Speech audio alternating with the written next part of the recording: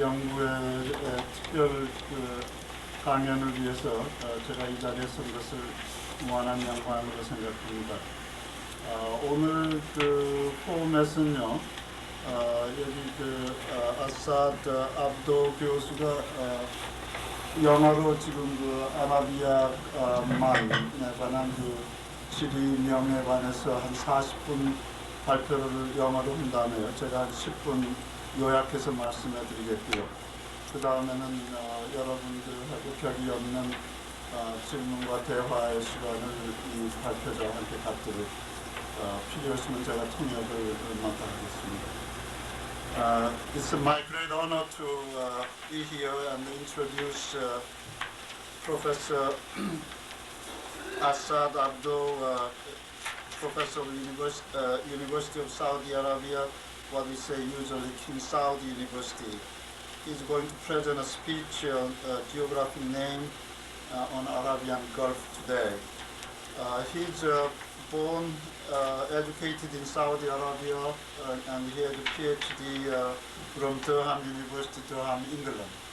And since he got the PhD in the field of geography at the Durham University, he returned to Saudi Arabia, and he has been faculty since then, and he has been occupying very important positions as a department chair and Secretary General of King Saudi University and President of the Seismological Geophysical Observatory since 1985. He is still an important person in this field, not only in his country but also in this world. He has been publishing all over the world important media in English, in French, and of course his own Arabic language. He is going to again make a speech to us on the geographical name on Arabian Sea. As I say to you, after his about 35 to 40 minute presentation, I'll make about 10-minute version of a Korean translation, and then the question and answer session will be followed. Without further ado, it's again my great honor to introduce Professor Abdo to you. Thank you very much for your introduction. I thank Seoul National University, and I thank your university where I am standing. I thank Professor Z, and I thank you all. Could I have the first slide, please?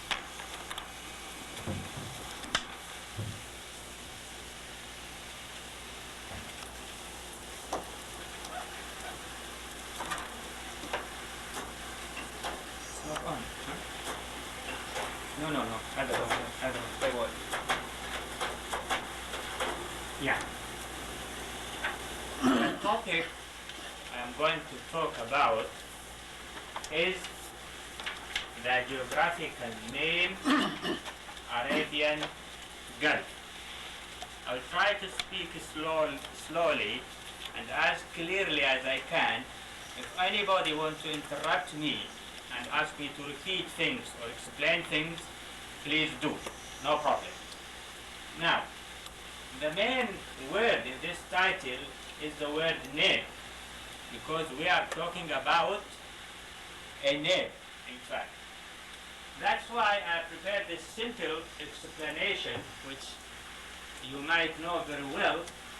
A name is a word or words recognized as designating an entity.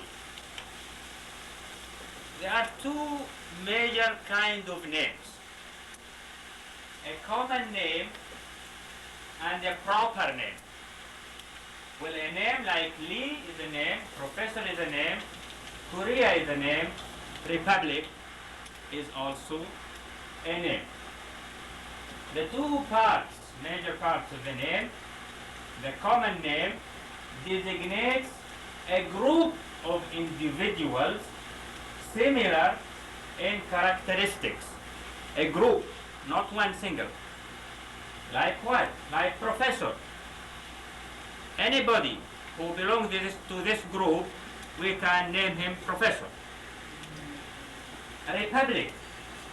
Any country that belongs to this group, we can name it republic. So it's a common name.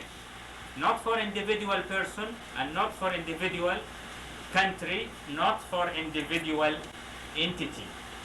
While the proper name designates an individual. Like Lee, for example, when I say Lee, I mean a certain person. Or Korea. When I say Korea, this is a proper name because I mean a certain country. Okay? A single name, a proper name, can be single name, single proper name, or compound proper name. What is the difference? A single proper name consists of a single item, I mean a single word. Like what? Like Lee, like Korea. This is a single proper name. The other kind of proper name is a compound proper name. Compound proper name consists of more than a single item, more than a single word. Like what? Like Professor Lee, it's also a proper name, but it consists in this case of two words. Or Republic of Korea, that's also a proper name, but it consists of two names, Republic and Korea. Now, compound proper names, at least they have two names. One is a common name, or we might call it a common term, or we might call it a generic name because it specifies a group of things. This is one part of the compound name. The other part is really the proper name. So, in the word Professor Lee, the main item in this compound name is Lee. And in this Republic of Korea, the main item in this name is Korea.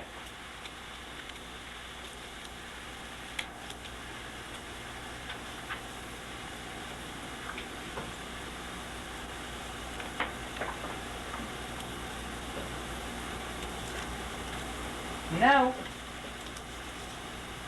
after that introduction about name in general, I'm sorry the focus is not as good as it should be, but it's okay. Now we talk about geographical name. If we go back to our title, this is, we said, the main word in the title, and this is a main item in one compound name, which is geographical name. Okay, what is a geographical name? A name that designates a place. The name that designates a place, we call it a geographical name. A geographical name is a proper name. Why? Because it designates one single entity every time we name a place. We can call it geographical name, we can call it place name, we can call it toponym. It's all the same. The three geographical name, place name, and toponym are the same. Examples: Korea is a geographical name. Republic of Korea is a geographical name also. Why? Because in both cases, we mean one place in the world. Okay. A geographical name can be compound geographical name and can be single geographical name. Compound geographical name consists of more than a single element, more than a single word, like Republic of Korea. This is a compound geographical name. A single geographical name consists of a single element or a single word, Korea. That's a compound example. This is a single example. Here, republic is a common name or a generic name because it shows to which group of countries Korea belongs, to the republics, not the kingdoms, for example. So, republic is a common name or a generic name, if you like. Korea is a proper name, and it is the main element in the name. The weight is on this word.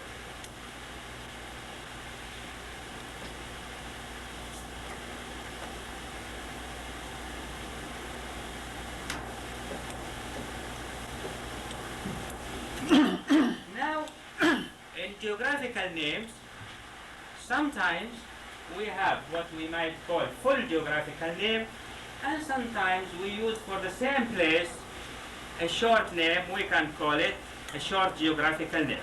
And both are correct. It depends on the space and the occasion. Short, full geographical name like Kingdom of Saudi Arabia. That's a full geographical name. Short geographical name, I can say now I am from Saudi Arabia. So it is short. Or if I am in Saudi Arabia, I can say we should do everything which is good for the kingdom. The kingdom. I mean the kingdom which you and me know. So these are two short words which can be used for the same place which has this long geographical name. And both are correct. Why I say correct? Because a name, the function of a name, what is the function of the name? The function of the name is to be a bridge in human communication. That's why we need names. If I want to talk about Saudi Arabia, I have to name that place. Otherwise, how can I tell you I want to talk about that place? That's why we need the name. Any name that can function, this function can work as a bridge in communication about a certain entity, whether it is geographical or personal or whatsoever, it is a name. And that's why we need names. We name everything. Without names, we cannot communicate. So, we can communicate about geographical names by using full names and short names, and these are examples. Okay, now I think I explained most of the language and terminological background related to the title. I'll go to the next slide. I leave the name and go to the place now.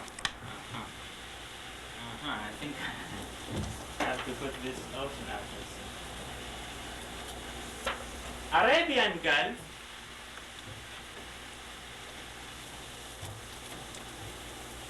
Of course, you know already now that it is a compound geographical name. Why it is a geographical name? Because it designates a certain place in the world. Where is this certain place? It's here. I'm sorry the picture is not so clear, but this is the Arabian Gulf. It is in the Middle East. In fact, we can say it is in the middle of the world, between the Far East and the Far West. Next slide. This is the Middle East. This is the Arabian Gulf. I want you to remember this map. I will come back to it because we need it. If you just tell me how I put this on and off, I can do it. Here? I did it twice. Okay.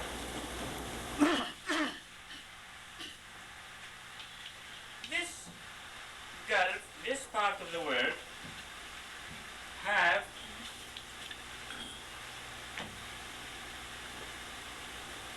three names, in fact.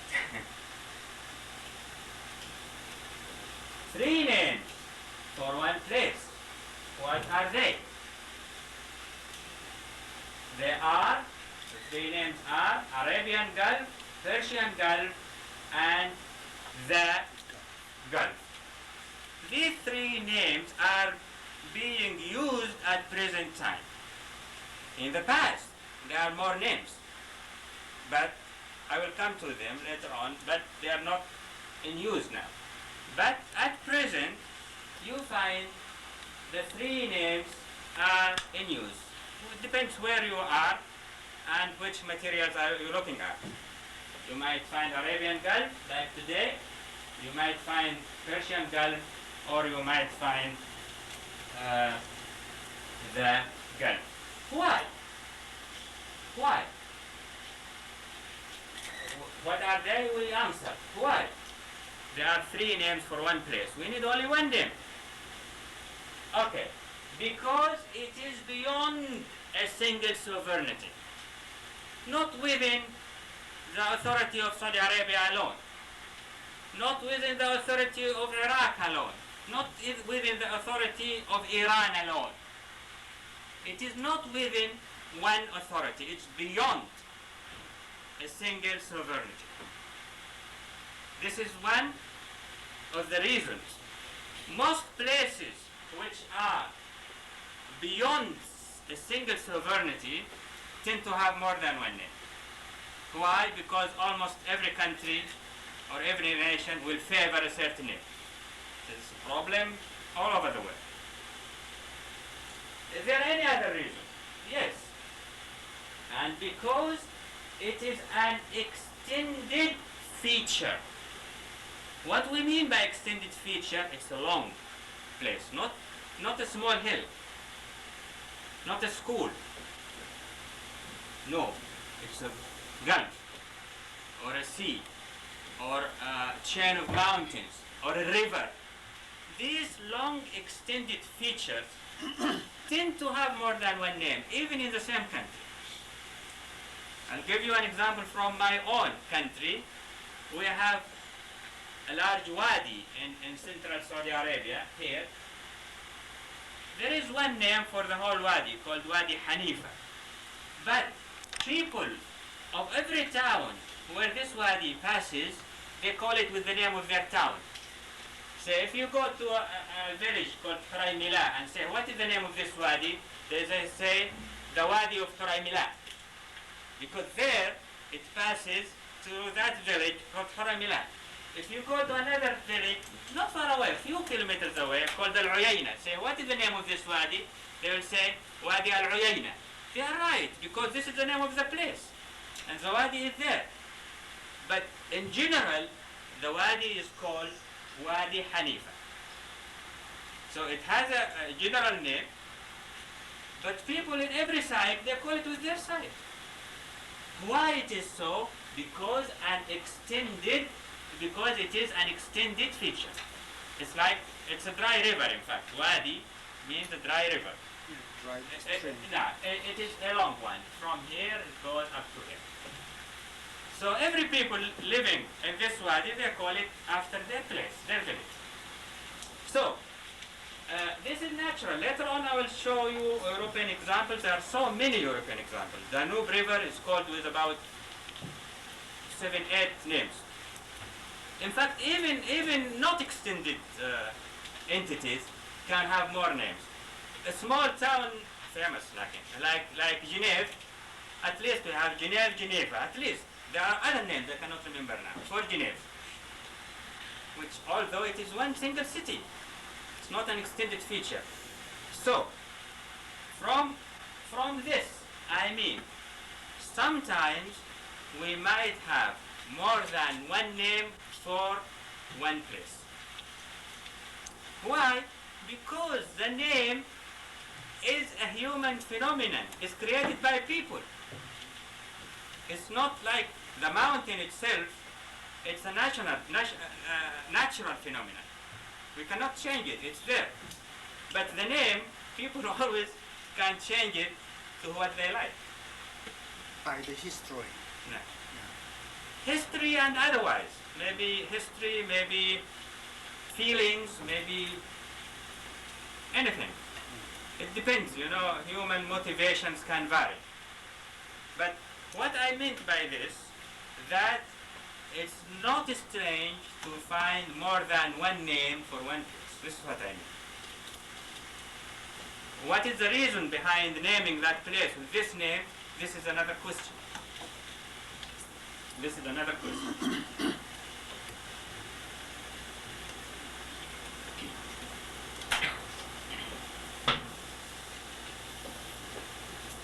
This is again the same point, more than one name for one feature. What?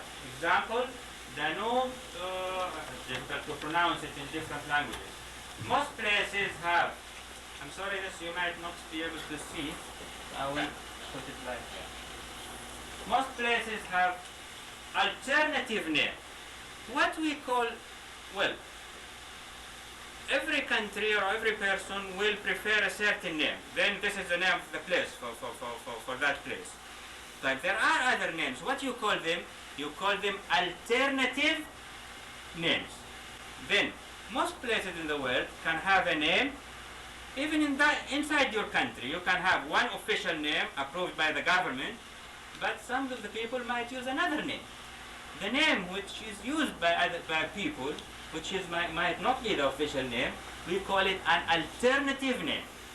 So a place will have at least one name, but it could have one name and alternative names. Then it would have more than one name.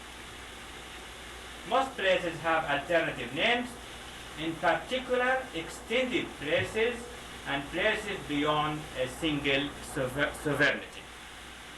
Beyond a single sovereignty, it means not within the authority of one government, not within the authority of a single country. This is what it means.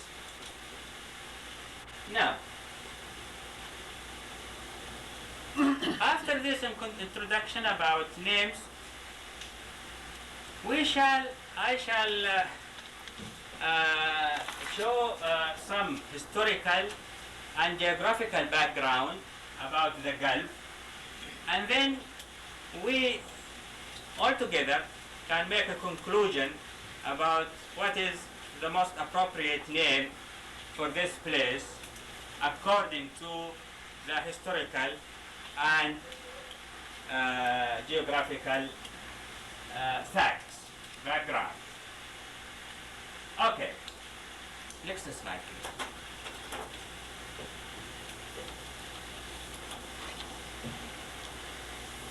If we start by history, from the very ancient history, could I go back to the slide before this? Slide before. I will talk a little bit about this slide because I will need this. This is the Arabian Gulf, as I said. It is bordered by 8 countries. First of all, I should say this is Arabian Gulf. Here is the Strait of Hormuz. Here is the Gulf of Oman, and here is the Arabian Gulf, and here is the Indian Ocean. Okay.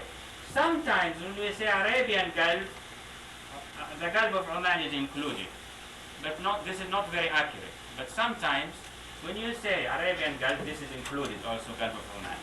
But the name, in fact, properly is used for this Gulf, from here up to the Strait of Hormuz. This, from here to here, we have 8 countries.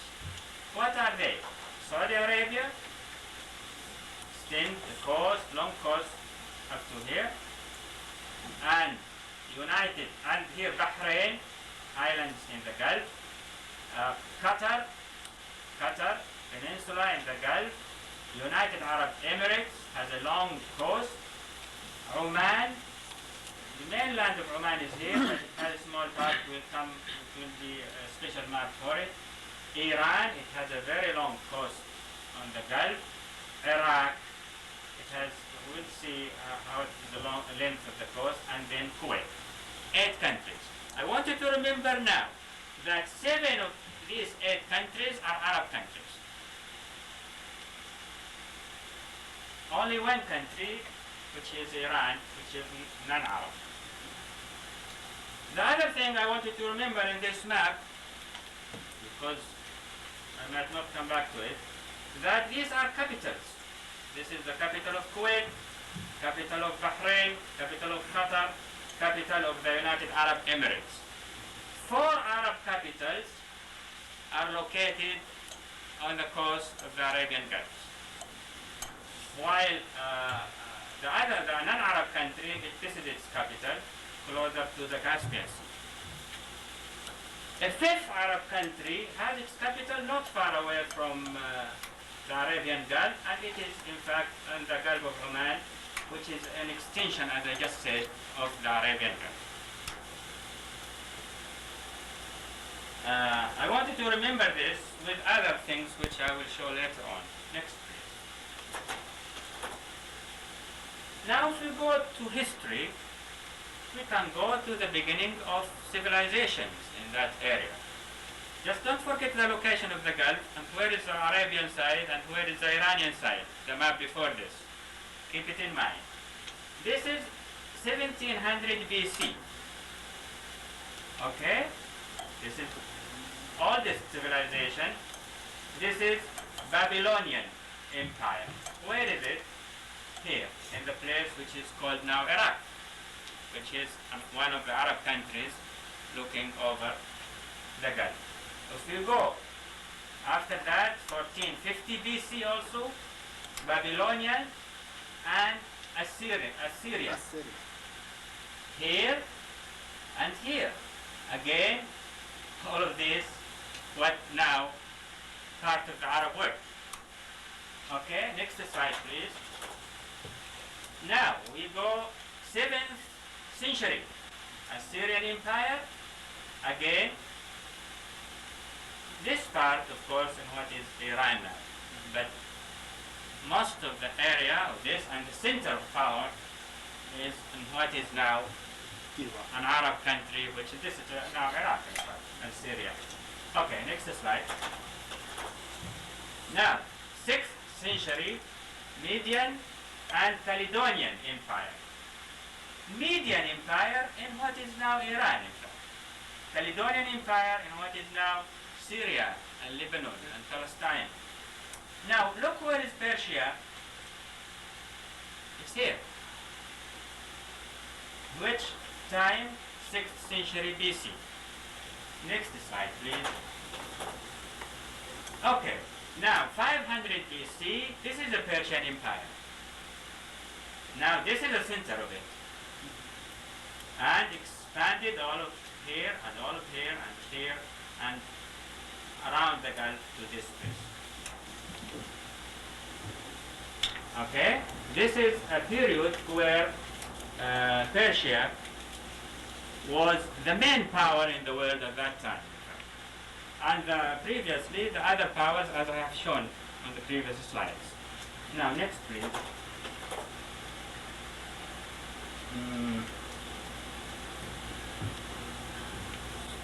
This is not well organized anyway, but excuse me for that, but it's okay. I will show you before sometime in ancient history also. I'll show you the map afterward, it will come. Could you show me the next slide? It might come? No, you can not. No, the next to that. Yes. You see, this shows the first and second, from 62 and 135 AD. The early ADs, early decades. Now here is a place called Jirha on the Arab side, which is a place where is Saudi Arabia now. This is a Phoenician area where these people here on the eastern coast of Saudi Arabia were very active in the sea and extended